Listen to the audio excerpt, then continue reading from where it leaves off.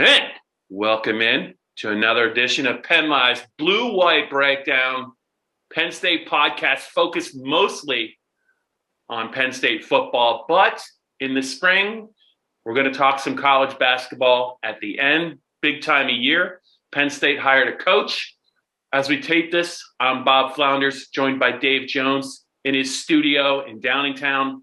The Final Four is going to break out in a couple of days, so we're definitely going to get to that later in the podcast. But Dave, I got to ask, there was a developing situation in your house right before the podcast started.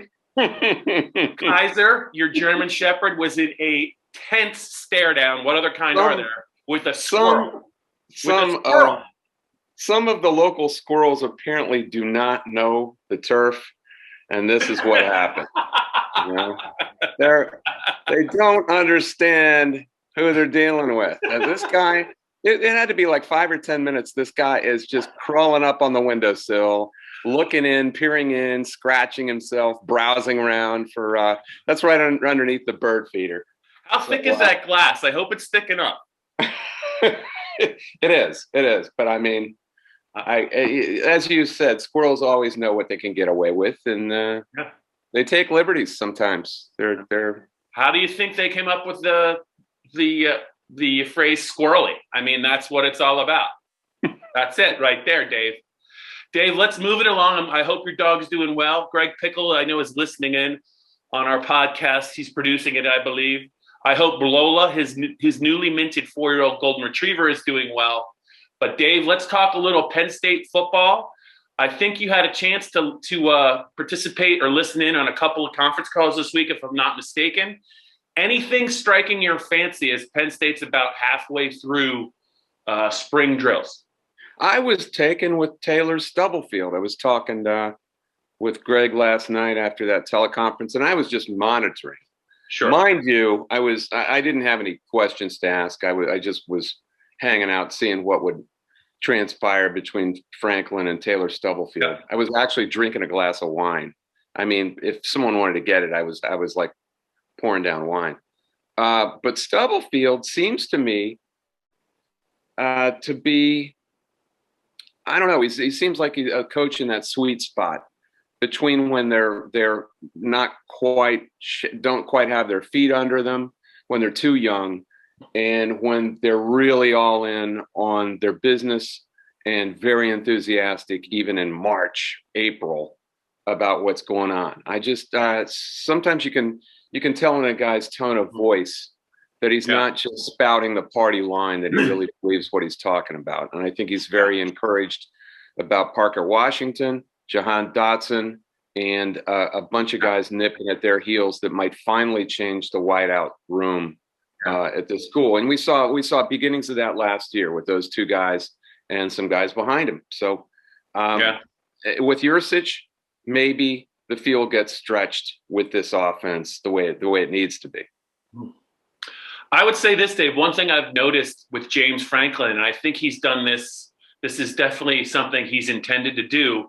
If you remember the staff he brought with him to State College in 2014, that was a staff that some of those guys had played football, but they hadn't really played football recently, and they weren't really well known. If you look at some of the additions to his staff, Taylor Stubblefield, Phil Troutline, Anthony Poindexter, all those guys were good players or championship players in college not too long ago that can recruit. And I think that James knows that maybe it's easier for his kids to relate and develop to players that they can kind of identify with. And I wonder if James is doing this. This is a pattern that he's trying to put together.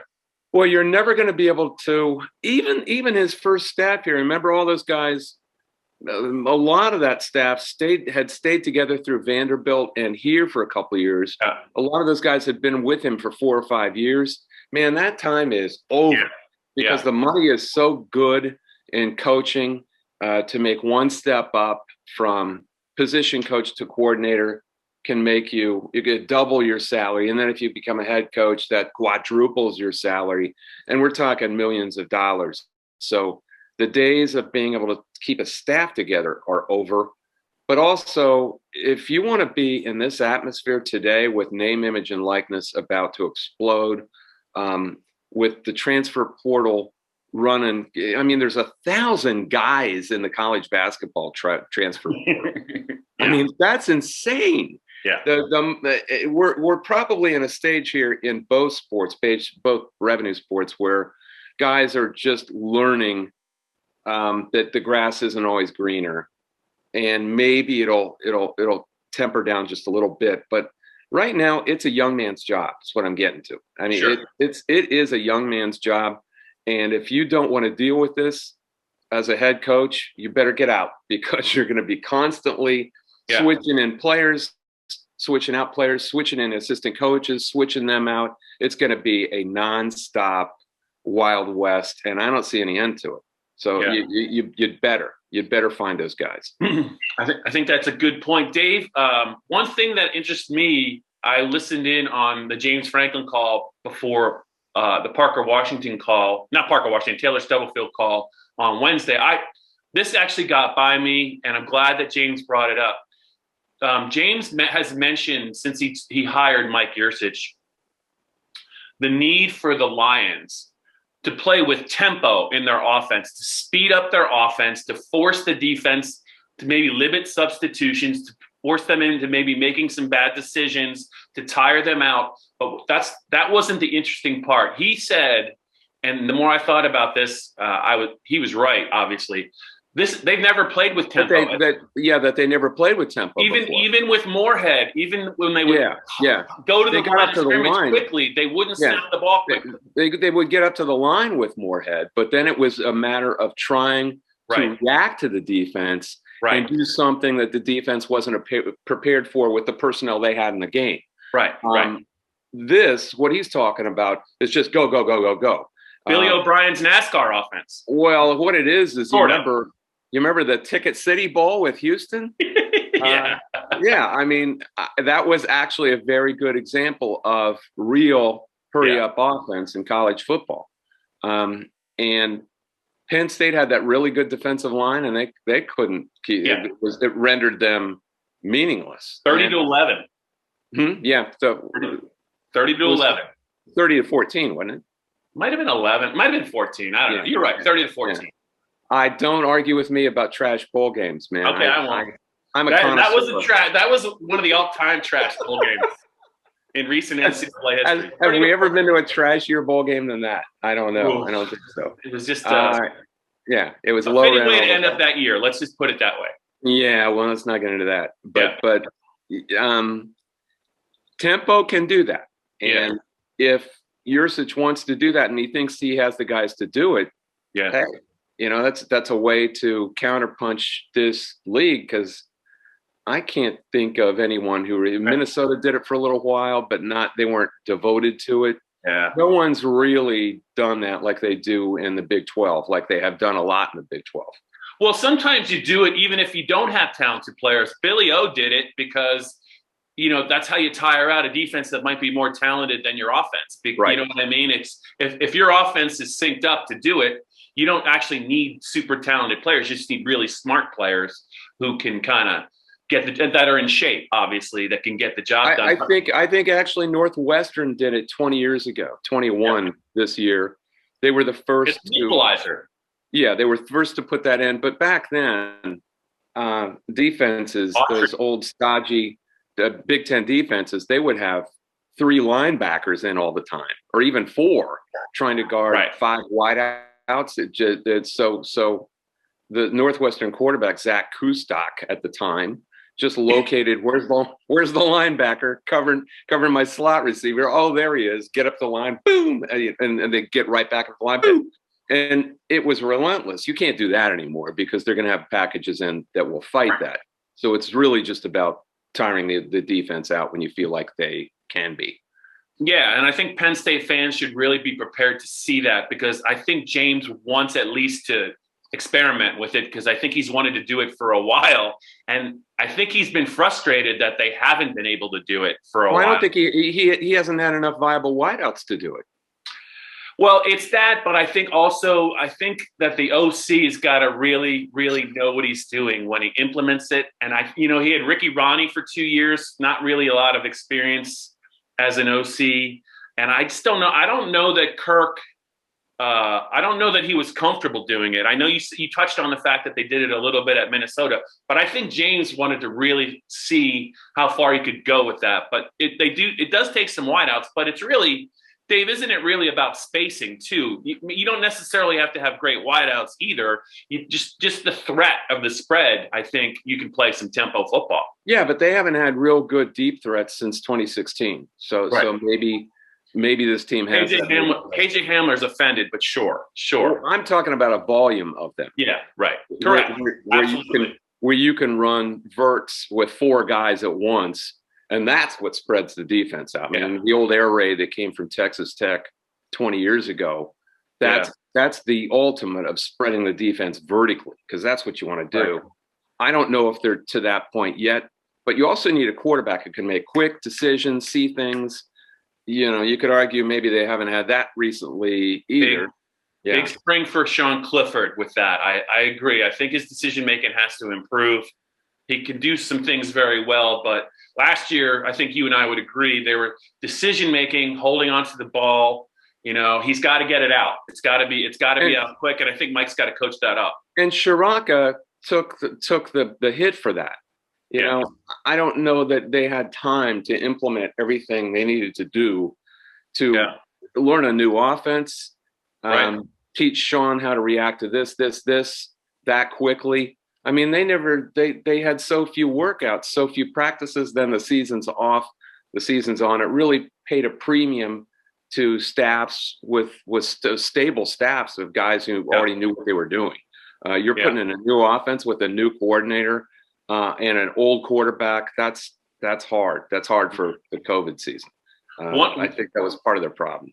One other note on Penn State's 2020 offense that James brought up, I thought that was also interesting, which fed into the fact that they were predictable on offense. And I think most fans and most people who watch them would agree that they were too predictable. The lack of a spring last year with the new OC limited their running game. They were almost essentially all inside zone last year because James and I think Kirk wanted to put in the outside zone scheme, but they couldn't install it. They couldn't do it remotely, and that hurt them once the season started. They leaned far too much maybe on some basic plays, and I think that's another facet of the offense that you're going to see with the running game. They're going to be able to do more things in the running game. David, just hearing James talk about the tempo and the limited run game options, their hand was forced a little bit on offense last year, and when they fell behind, it was just all kinds of trouble. They actually really didn't get into a groove until they started playing with leads. Yeah, and they started playing lesser opponents too. Correct. That's also true. But the longer the drives take, and some of those drives were interminable because they were depending all on inside zone running plays and couldn't really stretch the field except for occasional dots and throw. And there were 12 and 14 play drives where there's more of a chance of something going wrong. That's the disadvantage of having an old 1970s style ball control offense that doesn't really go with today's football. And it didn't. There's something could go wrong. There's a one play where Clifford holds the ball too long and a rusher comes free and he's getting the ball pawed out of his hand. And that could have happened on the 8th or 9th. How many times did it happen late in drives? I mean, it happened quite a few times where they were making progress, but then something would go wrong. This is when with the explosion that he wants and rightly wants, and a tempo offense, less of a chance of that happening if you score quicker. Of course, the objective is to score quicker. We'll see if that happens. Look at you and me talking college football, hardcore stuff here in a it's pretty granular, Bob. It's on April Fool's Day too. I think that's also appropriate that we're on April Fool's Day. You and I are digging in to talk Penn State football. Did you hear about Queen? Did you hear about Queen Elizabeth showing up at Port Royal Speedway? That popped up on my timeline. That popped up on my timeline this morning because we did that 2 years ago. And Kate Bear and me, the executive editor, now the publisher, called me and said, "You have to put something up at the end of that." Because people believed it. My kid Nick and his buddy Max at Point Park, they photoshopped Queen Elizabeth into these dirt track crowds. Perry County went wild with it. Was fantastic, yeah. At Port Royal Speedway, no one quite got it, but well, there'll never be a better April Fool's Day story than Sid Finch. No one ever did it better than SI and George Plimpton. Truly, I'll be honest, I believed it. So that was a great April Fool's prank. There was one that they put her in. They put her in the grandstand at some shot that Jerry Regal took, 15 years ago. And Queen Elizabeth actually has the lighting that makes her look real. And she's sitting forward with a big smile on her face. And there's some hag next to her with a lit Lucky like this, screaming at the cars right next to her. It's tremendous. Fantastic. I got that and I just laughed and laughed and laughed. They did it for me. Hey, Dave, one more thing before we turn to basketball. I sent you that video of Justin Fields' pro day and that throw. Did you watch it? I didn't. I didn't. I was in the middle of NCAA basketball stuff. I assumed it was an incredible throw on his pro day. He threw it about 65 yards in the air, moving to his left, didn't set his feet, and hit. Yeah, Ryan Leaf could do that too, Bob. But no, my point, though, is it just illustrates how different life is when you can recruit and land a quarterback like that for every year. Yeah. And I was going to bring it up just to kind of that's when Penn State can get one of those guys, everything changes. Just because he can flip the script in a game against any team on one play. And I just think that Penn State won't take the next step until they somehow can find somebody like that. I don't know how they're going to do it. But that's the difference between the teams that go, a lot of the teams that go to the playoff, and a lot of teams that are, 10 it is, but 3. But Bob, I mean, that guy so rarely was under pressure. I mean, you looked at his highlight reel, Justin Fields, and there are times when he's just sitting back there like, who should I throw to? Yeah. I mean, that's one of the questions about him now in the NFL, I believe, right? That we need to see what happens to him when he's on a bad team with bad blocking. That's another thing that Ohio State's had. Ohio State has everything. It's not just the quarterback. They have 7 or 8 stockpiled great wideouts. I mean, Julian Fleming barely saw the field last year. What else do you need to know? Their offensive line was as good as maybe the Big Ten has ever seen. And they've got Justin Fields, and they had a running back who was a great running back before, but then couldn't get on the field either because the new guy had come in. I mean, they're on an SEC level with recruiting, and nobody else is close. So I don't know what changes that, but Penn State's having a good year for 2022, right? They are. They still need to find some quarterbacks, and maybe that'll happen in the next recruiting cycle. Maybe it won't. See, they're Penn State's best quarterback in the modern era was a guy who would react to pressure. I think that's what they need, a kid who can react to pressure and make plays out of nowhere, which is what Trace McSorley in the play. Sure. Absolutely. Because you're not going to have everything in this situation. You're just not. Yeah. And sooner or later, you're going to have to beat a team like Ohio State or fight off an upset bid from somebody like Iowa on the road where things aren't going to be going all that well. And I think that's the kind of quarterback that Penn State needs, just a baller. I mean, I can't tell you how respected from all my old friends in Ohio and Columbus Trace McSorley was, because he was under constant duress in a lot of those games. Now, he wasn't a great quarterback all the time. We know that. And he had kind of a choppy year his last year. But what he was really good at is reacting to pressure and making something out of nothing and extending plays. I think that's the way to do this. All right. We're going to move on Dave's analysis, because we're taping this on Thursday. Hopefully you'll watch it on Friday, Dave. But before we get to the Final Four, I just have a quick non-basketball question. Are you doing anything special for April 4th? It's also known as Easter, but it's probably going to be a pretty big boozing day in Pennsylvania, because if you wanted to kind of wander into a bar or a tavern and have a drink at the bar, you could do that. You do either remotely or in person. Are you going to do anything? I got my first shot. I got my first shot yesterday. I got the Moderna. I don't feel anything. Of course. It's the second one, right? No, I just got my first one. Yeah. No, but isn't the second one the test? Right. Like, the second one is always the one where you feel like crap afterward. So that won't be till April 29th. I gotta be honest with you. Anna's going to go back to Ohio to see her dad. Yeah. Nick is going to go back to Pittsburgh to college. It's just going to be me and Kaiser. And Kaiser doesn't like to drink. So we talked about that. Maybe he should start drinking.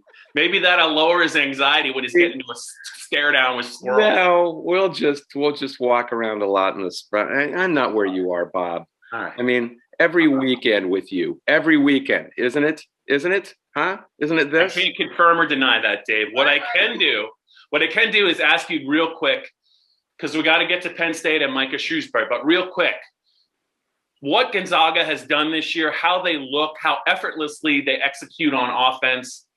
Are we really seeing one of the great offensive teams or just great teams in NCAA history? Well, no, but we are seeing one of the best in recent history. They went into this, and look, I mean, they've probably got three of the very best players in college basketball right now, and Drew Timme, Jalen Suggs, and Corey Kispert, the shooter. And they play so well together. So that strikes you, how well they play together, how it's really hard to stop you. I thought USC was going to give them a go. Nope. And the game was over in like 6 minutes. Yeah. It was over. Well, like every one of the games has been over in like 6 minutes. Yeah, that made me a believer. And okay, but we're talking about the last 15 years of college basketball. I mean, when they got into Andy Katz, I think has done a really good job meshing in with that crew. I mean, he's sitting in Shaq's chair with awful lot of product in his hair, Dave, though. Awful lot of product in his hair, I have to say. Maybe I'll pass that along to him. But he's meshed really well. But he got into a conversation where they're talking about this being one of the most dominant teams of all time. I'm just stop. Yeah. Just stop. What about just offensively? Well, no, because you go look at the Houston Louisville National semifinal in 1983. That game was played in the air. Yes.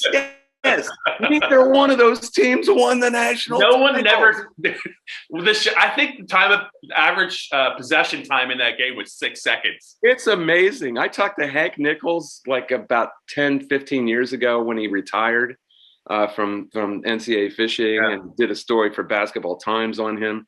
And he was doing that game. Yeah. And he said at one point he just had to remind himself, look, officials get ahead of the play on fast breaks. Yeah, he had to remind himself when Drexler was coming in from that double pump dunk. I gotta not be standing here watching this stuff like a fan. I gotta back up farther than I usually do on the baseline because something bad's gonna happen if I don't. I've got to get out of the airspace because something crazy can happen. Now, I bet you if any young people are listening to this or watching our podcast, they're like, "Yeah, whatever. That game played 38 years not ago." whatever. You have to watch it. You have to watch it to understand what we're talking about. Yeah, I mean, that was the 94-81, one of the greatest games of all time that everyone forgets. Yeah. And throughout the 80s, there were teams like that didn't win anything. They didn't win the title. I mean, Georgetown in 85. Yeah. Oklahoma in 88. Yeah. Remember that team, the Kansas Philly Cubs, Wayman Tisdale. Yeah. I mean, just incredible. They actually came in and played Penn State and Rec Hall. And Mookie was on that team. Mookie Blaylock. They beat him by like 100.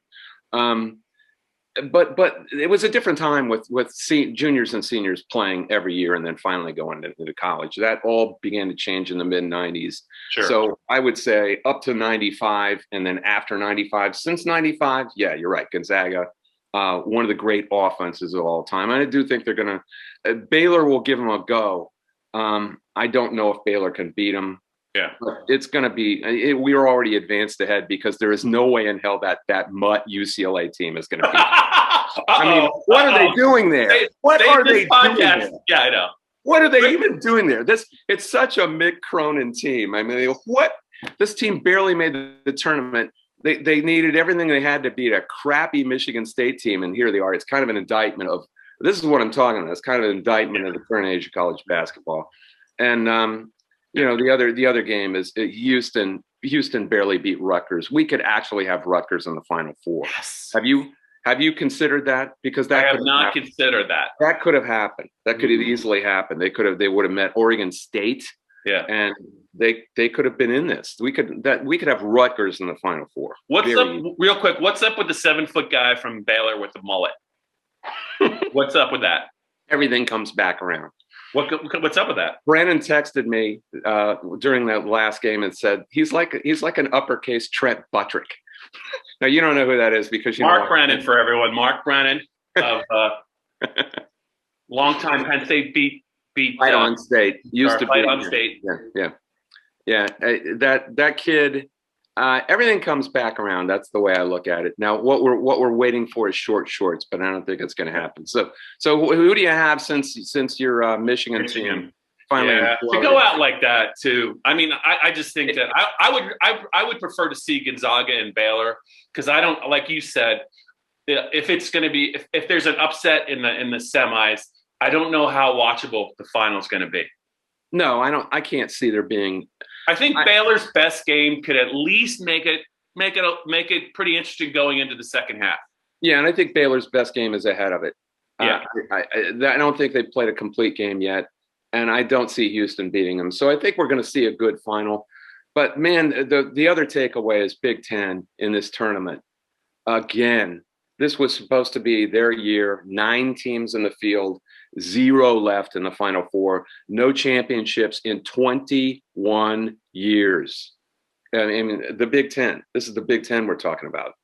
It happens every year. Why does it happen? I don't think their athletes. You love college basketball. I don't think the athletes of Michigan's team were as good as the athletes of UCLA's team. I think when you saw Tiger Campbell, he was winning those one-on-one battles. So were the other 2 kids who were real good athletes for UCLA. And when you get in these rock fights late in the tournament, I mean, it's guys making plays that win them. And the Big Ten doesn't have great athletes. They just don't. And the NBA rosters bear that out. Fewer Big Ten players than others. It's really disappointing for me because I was kind of pulling for your Michigan team. I wanted to see if they don't lose livers, I think they're there. Yeah, but they did. Dave, in the last couple of minutes, just tell the fans what you've learned from Micah Shrewsberry, what you expect in the next year or two, and maybe what you like most about him. I know it's early. He has an easy charm about him that I don't think we've seen. We haven't seen this in a Penn State basketball coach ever.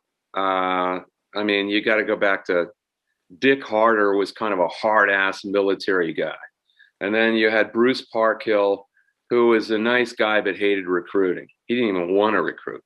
He hated the whole process of hoodwinking 17, 18-year-old, and that's what it is. It's a sales job. He just wanted to coach the game. He didn't want to recruit.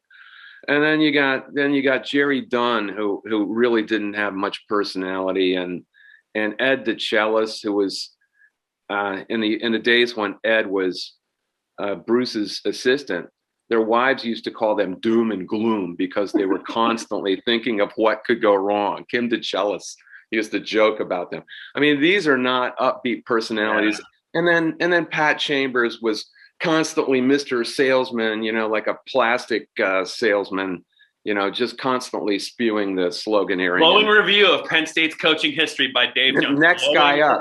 So you haven't had a guy like this ever. I'm curious how that's going to resonate with recruits with people up there. I think he's going to wear well on the people up there. I don't think they care about college basketball, so that he can do what he has to do.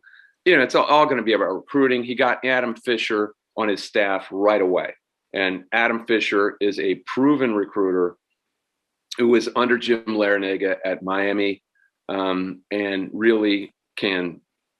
He recruited a couple of really good players down there. So we'll see how that works out. He's only retained Isaiah Brockington from the old team. I think it was a mistake to not get him in here as quickly as possible. I think he was probably blindsided by the fact, but we all knew that this team was going to bolt, and they might have anyway.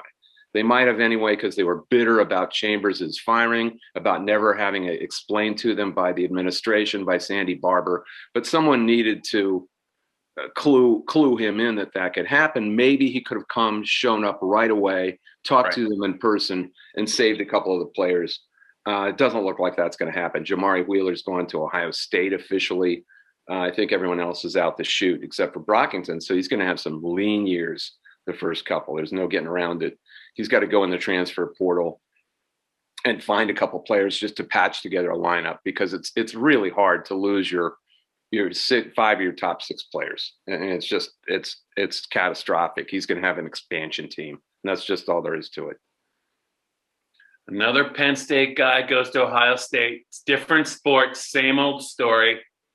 Well, it's unfortunate. That's the way of the world. Adam Fisher recruited Lonnie Walker to Miami.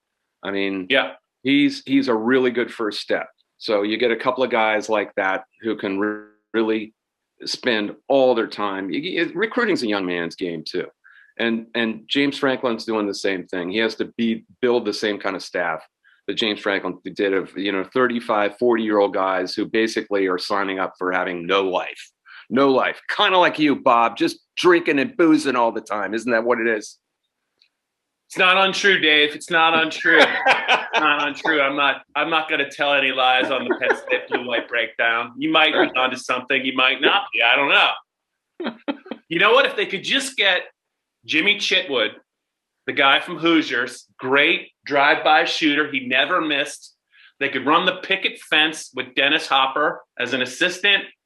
Gene Hackman, if this guy's anything like Gene Hackman, they could beat anybody. That's my theory. They just have to – and Barbara Hershey's going to have to show up at some point for Penn State basketball to get it turned around. Your thoughts real quick. Now I've got that image of Gene Hackman and Barbara Hershey. Make it out. No. That's the most uneasy makeout scene. Like, no. Barbara Hershey's like, you can't pay me enough to do another take of this. That was just you were all in that movie until then. I was like, no, why would she do that? She wouldn't do that. No. That was a genuine reaction from Barbara Hershey to kind of pull away. It was genuine. To get open mouth kissed by Gene Hackman is not worth it. Hey, not worth it. Look, he always shows up at the end of the podcast. There he is. Yeah, you're sleepy. You've been sleepy, haven't you? I know.